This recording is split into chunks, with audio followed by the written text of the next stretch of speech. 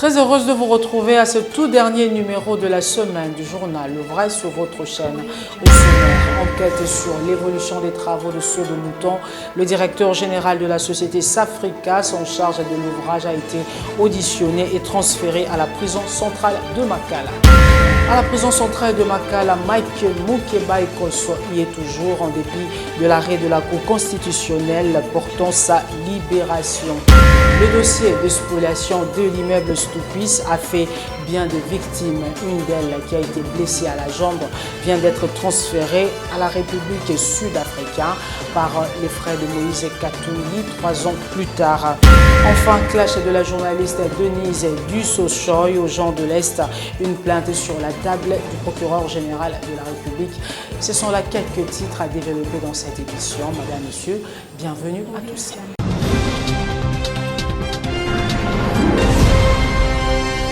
Le chef de l'État Félix-Antoine Tshisekedi a dirigé la réunion du Conseil des ministres exceptionnellement jeudi, contrairement à ses habitudes de vendredi. C'était suite à son agenda chargé.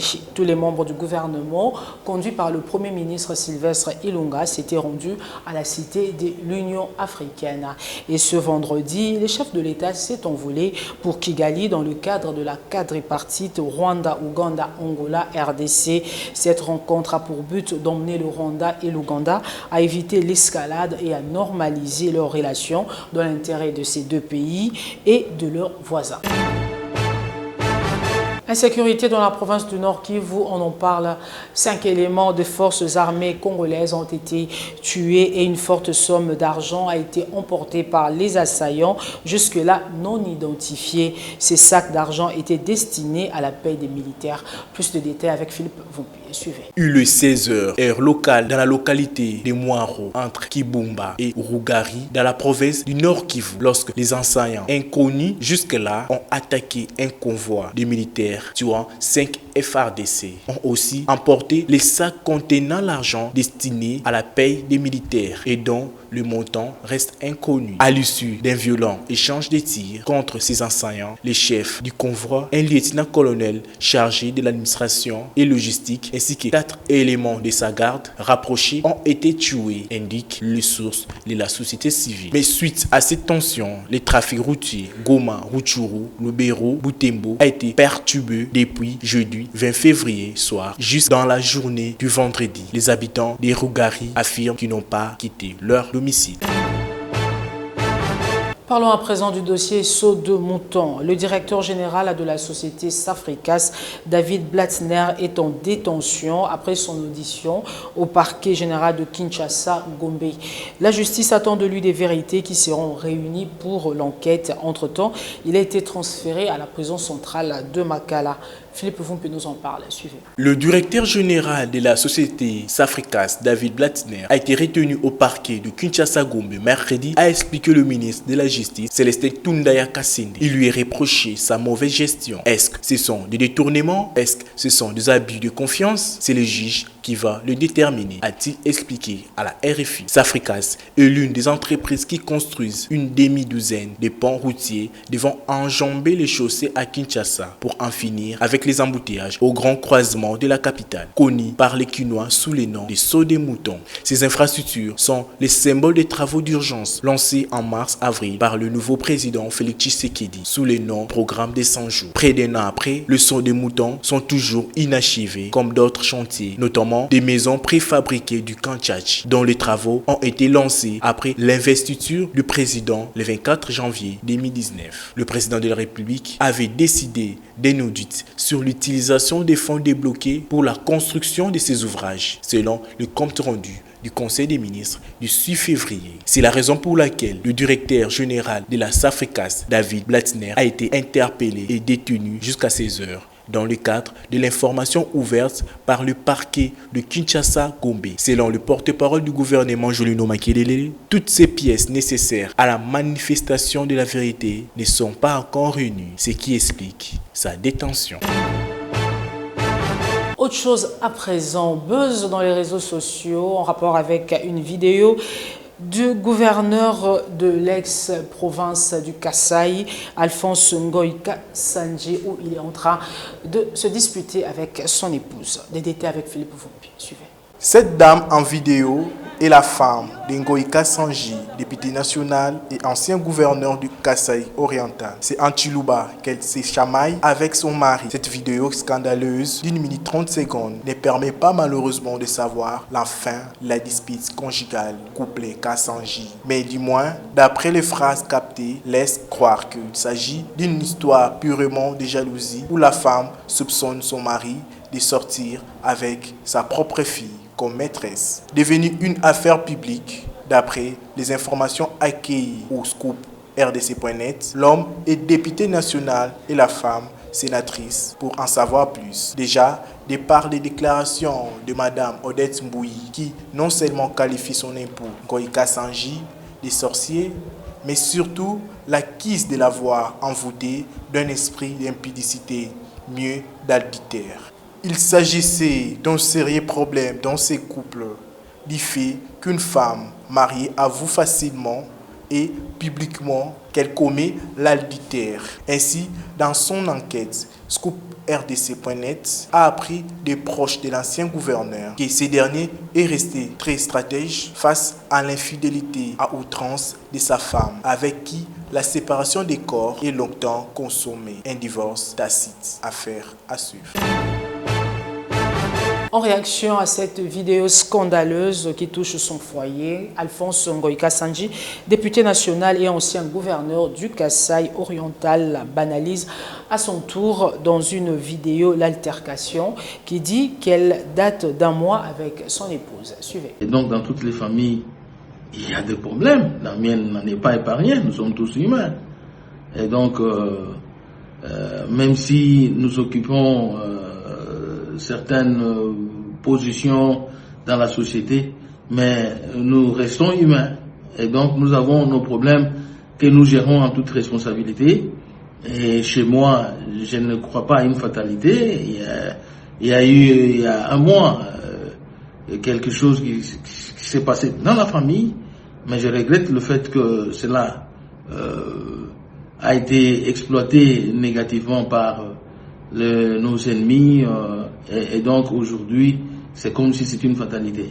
Je dirais, j'évoquerais même une fois à Jésus qu'on lui a amené une femme adultère et Jésus, pour les Juifs il fallait la lapider et pour Jésus il a posé la question aux Juifs si chacun d'entre eux ne connaissait pas ça et tout le monde s'est retiré un à un. Et je crois que si je pose la même question à ceux qui spéculent aujourd'hui avec les vidéos qui circulent, ils se retireront un à un. Donc, ils se rendront compte que dans leur famille, il y a des choses plus graves que celle-ci.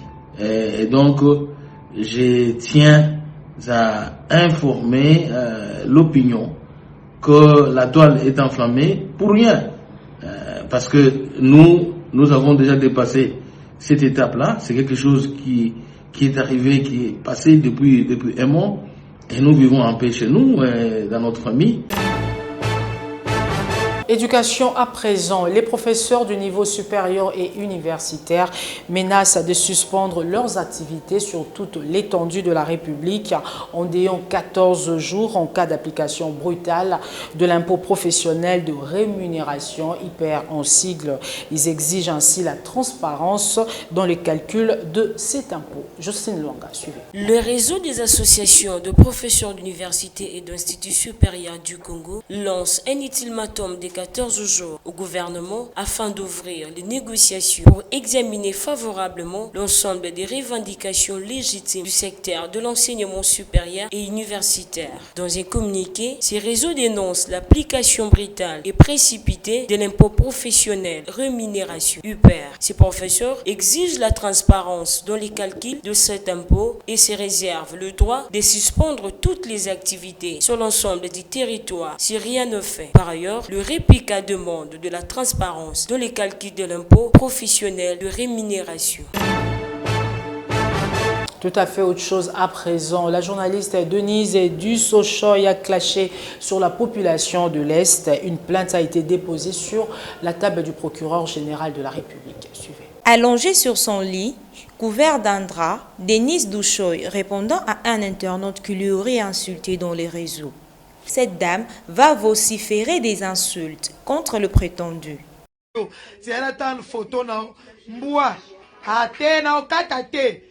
Bato est bazaka munoko epa na bino kuna bazo violer basi yo kuto koza ndengo zane koza maman no ba viola qui est pour botama mais tu viens parler là sur la place bato est vraiment koza bando quitter ta oyo oze longi mabe onzambe na nini poza muto alamuka ite longi mabe nyama kuto bazana tutsemi katala yi allant jusqu'à cracher sur les compatriotes qui vivent dans la partie est de la République. Oza elongi mabe villageois et puis ils zambé na sala ka peinture. Donc oza no musufa donc na ko engager peyo na futi peyo mais oza munoko mbua mwana nyama muto est mbua et pas na bino boza na guerre bazo violer bato. Omoni bino Yangwana boza mito edoka parce que maman na bino ba viola bango bino moko coronavirus bino moko viol bino moko ebola bino moko ba def nalu bino finalement boss bakoya kubetela ka porte à chambre na apela katanga o monique na fingi ekotie ake déposer plainte na aéroport na DGM. Des faits gravissimes qui ont poussé Maître Chris Chemati à saisir la justice. On apprend à l'instant qu'une plainte est déjà sur la table du procureur de la République. Comme annoncé en titre, la cabale montée de toutes pièces contre l'ancien AG de l'ANER, Kalev Moutonde, et contre le chairman Moïse Katumbi autour de la spoliation de l'immeuble Stoupi. Ça fait des victimes et endeuillé deux familles. Sefou, âgé de 16 ans, et l'une d'elles, sa famille, a rencontré Moïse Katumbi pour aider ce garçon qui a été atteint à la jambe lors du dit procès par des gaz lacrymogènes. Suivez.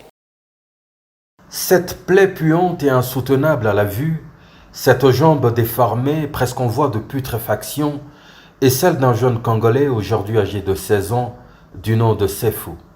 Son péché, il y a plus de 3 ans maintenant, a été celui de faire partie de l'immense cortège de soutien qui accompagnait le président Moïse Katumbi lors de son infameux procès dans l'affaire dite de mercenaires. Il l'a fait, comme beaucoup d'autres anonymes, les frais de la violente répression des forces de l'armée et de la police qui n'hésitèrent pas à ouvrir le feu sur les manifestants.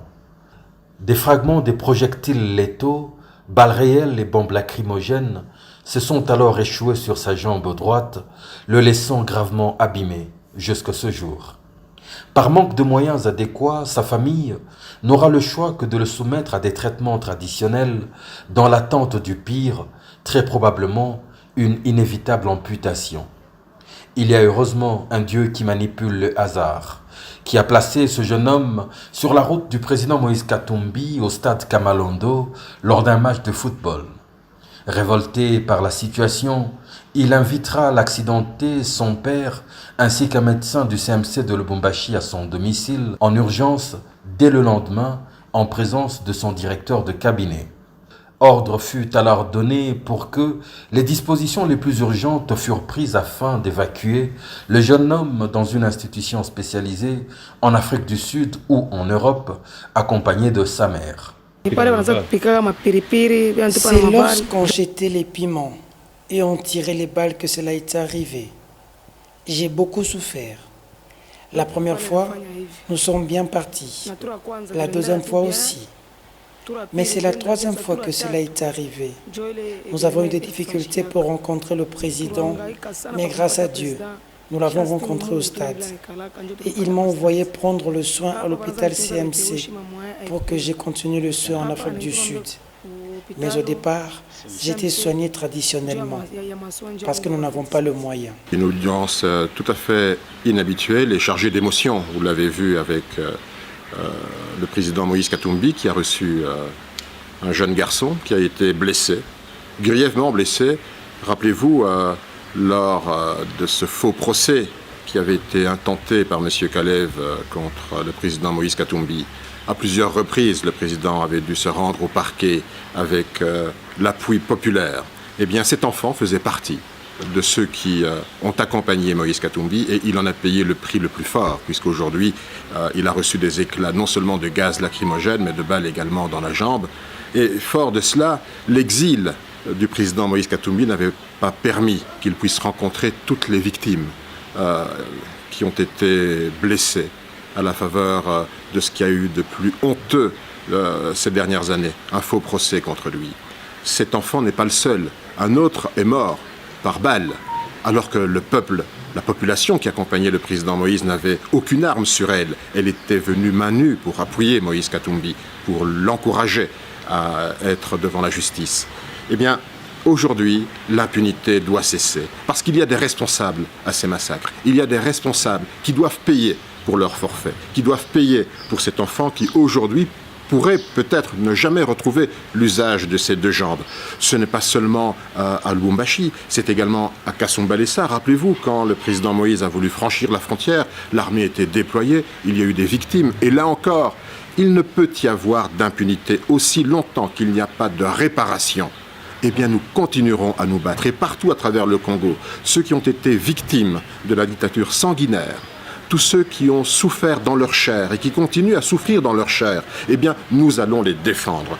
Cet engagement, Moïse Katumbi l'a pris, il l'a seulement annoncé déjà il y a quelques mois que nous allions ouvrir un livre blanc. Eh bien, nous continuerons et il joint le geste à la parole aujourd'hui. Du domicile du président Moïse Katumbi, le jeune homme prendra immédiatement la direction de l'hôpital CMC où il a débuté des séances de prise en charge.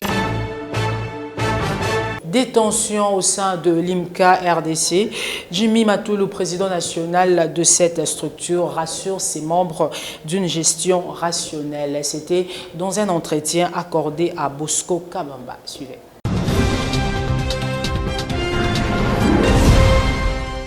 Bonjour, président Jimmy Matoulou. Aujourd'hui, il y a une vive tension au sein de votre structure. On vous reproche de la mégestion à la tête de votre comité exécutif national. Vous en dites quoi?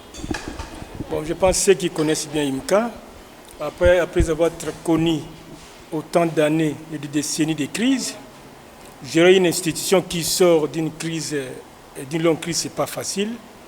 Et bien que cela, c'est grâce à notre technicité que nous avons que, vous voyez, les choses sont en train de marcher. Mégestion, je pense, le terme, les gens, celui qui vous a dit de mégestion, c'est ce qui comprend le concept de mégestion. Quand nous sommes arrivés, et je suis le président qui a sollicité d'abord un audit externe pour qu'on puisse évaluer les systèmes financiers de l'IMCA, de manière que nous puissions remettre les finances de l'IMCA à l'ordre. Et le document est là. Et nous avons sensibilisé notre finance pour pouvoir mettre en place les documents comptables. Il n'y en avait pas, ça n'existait pas.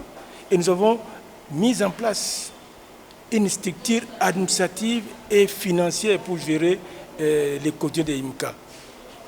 Et c'est pour te dire que nous restons les principes administratifs et financiers. Vous avez pour ce qui est de la gestion administrative et financière, vous avez un DAF qui est là. Auparavant, c'était le secrétaire général qui est décédé, paix à son âme. Mais il y a eu les messieurs Lema qui est passé. Il y a maintenant le DAF Rodrigue. Il y a eu des centralisations. Il y a eu une nouvelle mise en place. Il y a eu des réformes que nous sommes en train de mener pour que notre administration, notre finance puisse respecter les normes universelles. En d'autres termes, vous voulez dire que votre bilan est positif? Non, je ne peux pas dire trop positif. Nous avons atteint au moins une affaire de 60 à 70%. Donc, il faudrait que les gens puissent comprendre que l'IMCA aujourd'hui est géré d'une manière rationnelle. C'est vous qui le dites, hein? Non, je pense... Parce que vous commencez à appliquer la politique d'exclure d'autres membres, président. Je veux que je vous dise que l'IMCA, et à travers ma personne, nous avons sollicité à 2 reprises l'audit externe. Laissez-moi vous dire que je ne peux pas me prétendre, je ne vais même pas parler de moi-même. Parce que j'ai ma conscience, parce que là où je viens, partout où je suis passé, j'ai travaillé comme un honnête travailleur, un homme sérieux. Donc, du côté gestion, je pense gestion, je suis en train de mettre en tant que président. Il y a des réformes parce qu'il y a une crise de longtemps. Une crise de 30 ans, 50 ans, et remettre ce n'est pas facile. Et il faut aussi le mental des gens. Il faut aussi que les gens puissent comprendre que nous devons tous travailler avec transparence et dans une manière rationnelle. Mais ce n'est pas facile dans le mental congolais d'accepter la rationalité, d'accepter que non, qu'il y a des contraintes qu'il faut respecter. Aujourd'hui, on dit que c'est vous, personnellement, qui gère l'IMICA avec un certain monsieur Lomboto. Hein? Non, c'est-à-dire que ceux qui disent ça ne connaissent pas l'IMICA. L'IMCA a des textes. Et l'IMCA a des textes, je pense qu'il faut aller lire les statuts de l'IMCA et le Règlement d'intérieur. Quand on est président, on a des attributions. Les textes sont là, mais l'applicabilité du texte, ça pose un sérieux problème, président. C'est un problème de mon côté parce que moi, je suis mes attributions en tant que président. Et les activités que vous voyez, moi, en tant que président, j'exécute les activités des projets de l'IMCA. J'ai fait mon travail et je te rends compte, même à l'extérieur. Et ce n'est pas n'importe qui doit accepter. Et il faut poser la question à tout le monde. Qui fait son travail réellement? Nous avons été élus pour 5 ans. Mais moi, je peux te dire que je peux te rendre compte de ce que j'ai fait en tant que président. Je l'ai fait parce que je suis président et puis je travaille selon l'esprit d'équipe. Parmi vos attributions, vous avez aussi cette prérogative-là de convoquer les assemblées générales. Mais jusqu'à présent, aucune assemblée générale n'a été convoquée. J'en arrive. Je dois vous dire que, vous savez, en tant que président, il faut qu'on prenne les cycles de l'IMCA. Nous avons le Conseil exécutif national, nous avons l'Assemblée, nous avons les membres. En tant que président d'une association chrétienne, comprenez que je dois avoir de bonnes relations avec même un unioniste simple.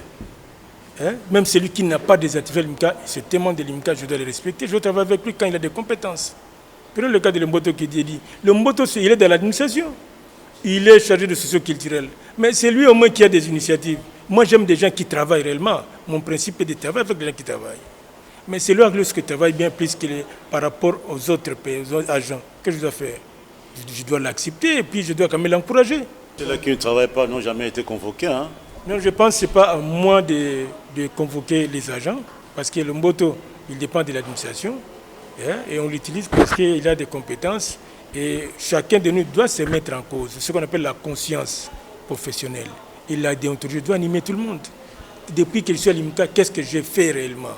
Est-ce que je travaille pour l'IMCA ou je travaille pour l'intérêt personnel? Qui respecte les textes plus que moi au sein de l'IMCA? Qui respecte les textes plus que moi? Allez vous renseigner. Donc, je suis quelqu'un... Vous respectez les textes, mais vous êtes incapable de convoquer l'Assemblée générale. Pour l'Assemblée générale, je pense qu'on doit vous donner une certaine explication là-dessus. Plus de 3 ans pour la précision, plus de 3 ans, aucune Assemblée. Je suis la personne qui avait sollicité l'Assemblée en premier lieu. D'abord, en 2016, j'ai sollicité l'Assemblée et les amis qui n'aiment pas l'Assemblée ont compliqué en m'accusant de n'importe qui, de n'importe comment. Et en 2016, je sollicité l'Assemblée, j'ai écrit officiellement au ministre que nous avons besoin de l'Assemblée pour qu'on puisse évaluer parce qu'on m'avait accusé faussement d'avoir détourné l'argent. Et je me suis dit non, il y a audit, après l'audit que nous allons à l'Assemblée.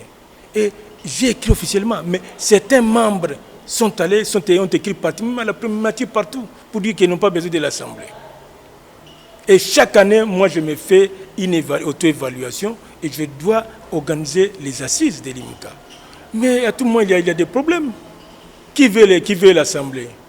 Il n'y a pas longtemps, pas plus tard que ça fait au moins 2 mois, quand nous avons récupéré les patrimoines, les amis ont sollicité l'Assemblée extraordinaire.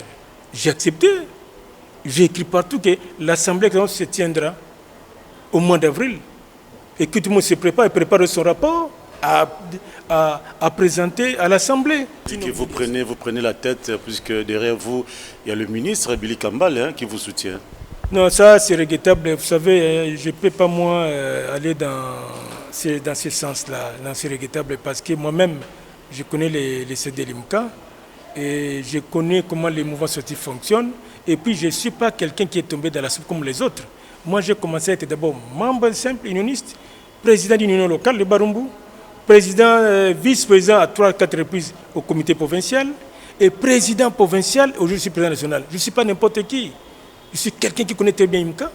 Et j'ai travaillé, je me suis bâti pour l'intérêt de l'IMCA, pas pour mon intérêt personnel. Mettons de côté ce qui nous divise.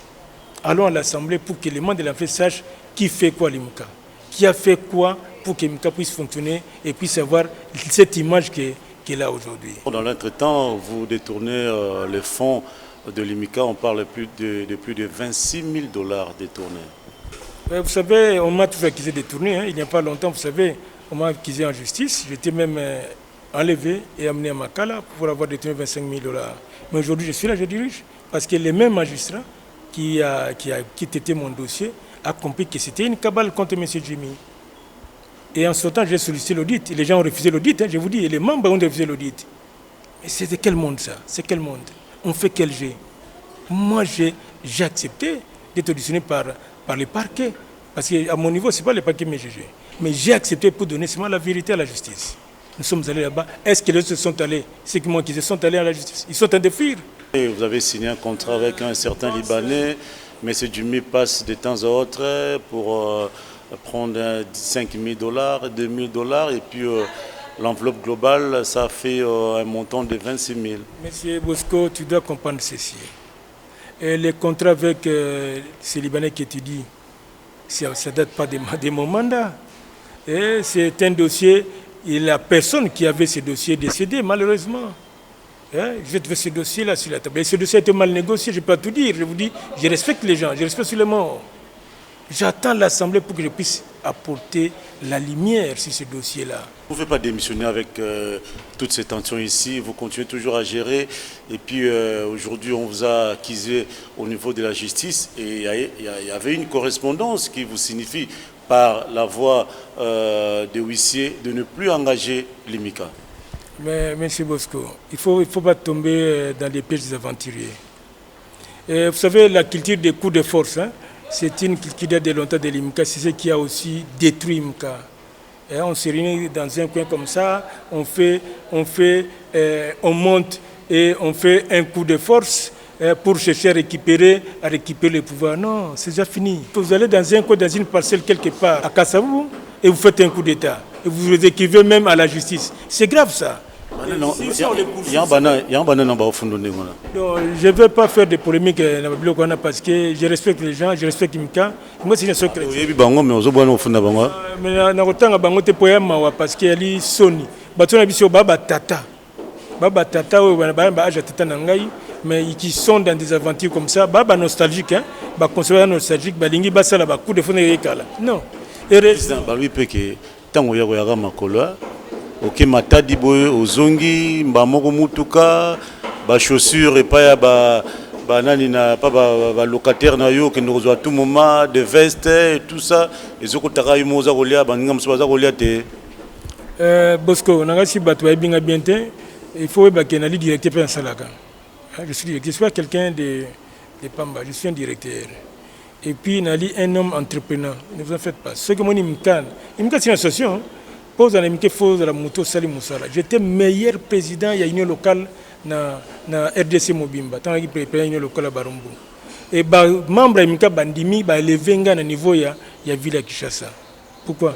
Tant on a justice contre Benoît contre tout ça Vous avez récupéré des biens de l'IMICA, vous parlez même des titres immobiliers qui n'ont jamais été prouvés par des documents, hein? Monsieur Bosco, vous savez, je suis un homme les plus transparent. Vous savez que les jours tous les certificats, guerre et matin en boca. Tous les certificats, et qui officiellement dans la chaîne RTNC1. Et puis, il y a un journal officiel, il y a l'État congolais. Et là, quand on a l'État, tout le monde a mon yango, de ce on a quitté. Et remettre un yango et il faut la logique. Et document et moi on a raté monsieur le président. Ti le moi on a raté au Kosa bango ndeba kino baka au Buba bango. Na si so nzo bazo kanga malamu na kasi monsieur Bosco. Na bisi OK batu balanda ki télévision. Ministre ya affaires foncières mettre ngai 33 certificats na miso batu. Et mutaza ki wana aussi c'était ya matériel zalaki. Et quelques membres Benani Bazalaki wana quelques membres de Gimka Bazalaki et là le public au bout babatu. Ça c'est une mauvaise intention. Et puis certificat c'est quoi? Et puis certificat est égal par ce moment. Parce que mon côté écoutez combien pour nous. Tous les années tu as un immeuble il y a 5 étages, ça peut coûter combien? Et tu peux mettre ça à la portée de tout le monde comme ça? tu checker un compte coffre-fort. Voilà, Monsieur le Président, pour finir, où en sommes-nous avec votre fameux contrat pour les soins médicaux de vos agents? Mais les choses ont évolué. Je vous dis que nous sommes en train d'opérer des réformes profondes. On a vu que les IMCA dans un centre de santé et dans Jakarta, ce que nous avons visité, base de Paris, c'est que Makamimka et Soukanamika et Bimalibandate. Mais nous avons reçu des réseaux sociaux. Nous sommes là pour que tout travaille pour l'intérêt, il y a un beau cannabis et sous l'intérêt de la jeune. C'était Jimmy Matoulou, président de l'IMCA, l'invité du Vrai Journal. C'est ici que se referme ce journal. Merci de la sympathique attention que vous nous avez accordée à Kigali ainsi que partout ailleurs dans le monde. Madame, Monsieur, ce journal est terminé. Au revoir.